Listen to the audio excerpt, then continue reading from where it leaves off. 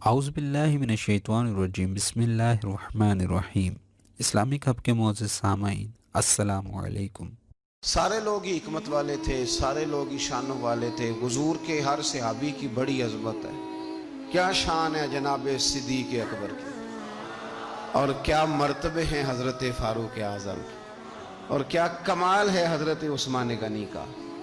لیکن چونکہ ہر پھول کی اپنی خوشبو ہوتی ہے، جو دانائی، جو علم، جو فقاہت، جو اسلوب اللہ نے مولا علی شیر خدا کو عطا فرمایا تھا، جو شانیں اللہ نے مولا کائنات کو عطا فرمائی تھی، وہ تو حدیث آپ نے کئی دفعہ سنی ہوگی کہ حضور نے فرمایا میں علم کا شہر ہوں اور علی اس کا دروازہ ہے۔ میں آج آپ کو ترمذی کی ایک اور حدیث سناتا ہوں۔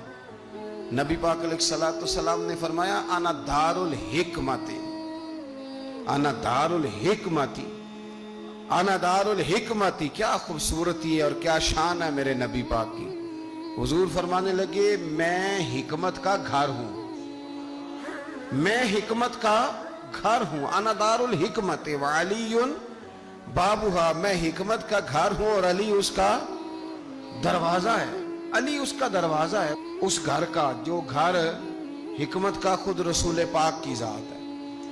تو حضرت مولا علی شیر خدا کرم اللہ تعالی وجہ الکریم کو اللہ تبارک و تعالی نے حکمت عطا فرمائی، دانائی عطا فرمائی، اللہ نے شانیں عطا فرمائی، ان کو اللہ تبارک و تعالی نے مرتبوں سے نوازا۔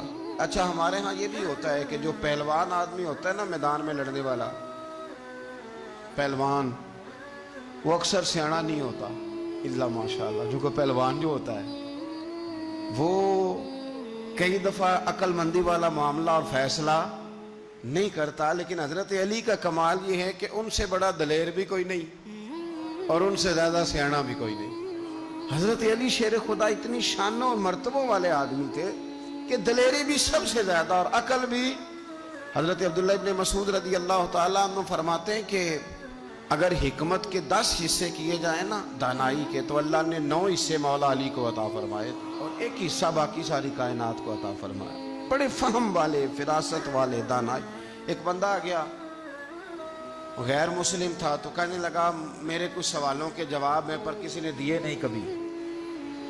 پہیلیاں ہوتی ہیں نا کچھ لوگوں کے، سوال اور ہوتا ہے پر پہیلی تو بعض لوگوں نے پہیلیاں، لیکن جن کو اللہ فہم کی دولت دے نا، ان کے سامنے بھی پھر کوئی پہیلی نہیں رہتی، کوئی راز نہیں رہتا۔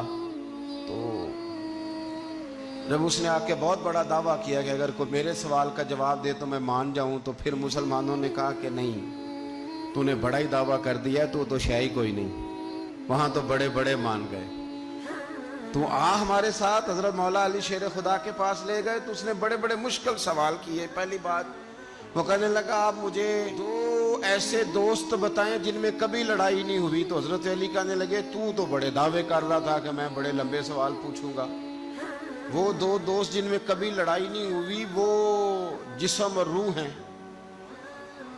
ہیں بھی کٹھے ساتھ رہتے، دوست بھی ہیں، پر کبھی آپس میں لڑائی، بڑے بڑے گناہ کرتا ہے جسم پر، روح ناراض نہیں ہوتی، وہ ساتھ ہی رہتی ہے۔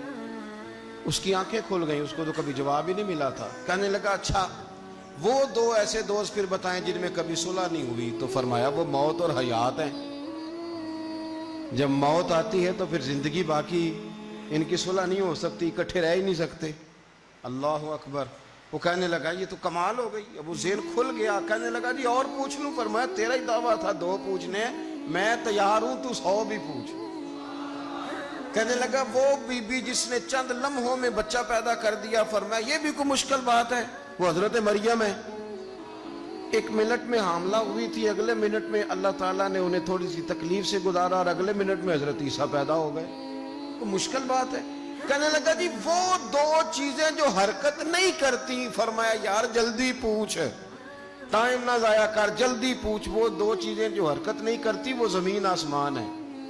اس نے کہا وہ 2 چیزیں جو ٹھہرتی نہیں، فرمایا وہ سورج اور چاند ہیں، جو حرکت ہی کرتے رہتے۔ کہنے لگے اچھا وہ بتائیں جی جو کھا تو بڑا کچھ کیا پر پیا اس نے کچھ بھی نہیں۔